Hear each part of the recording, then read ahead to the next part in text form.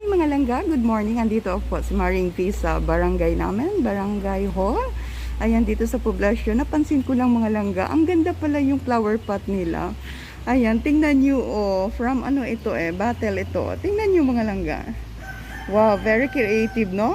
Ayan, dito lang yan sa aming Barangay Hall of Banay-Banay, Davao Oriental.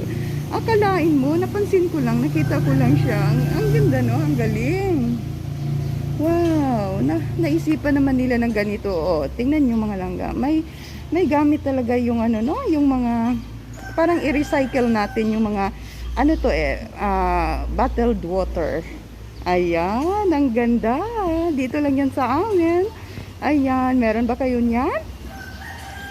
Of course, dito lang yan sa aming barangay. Ang ganda talaga. Oh, napansin ko lang.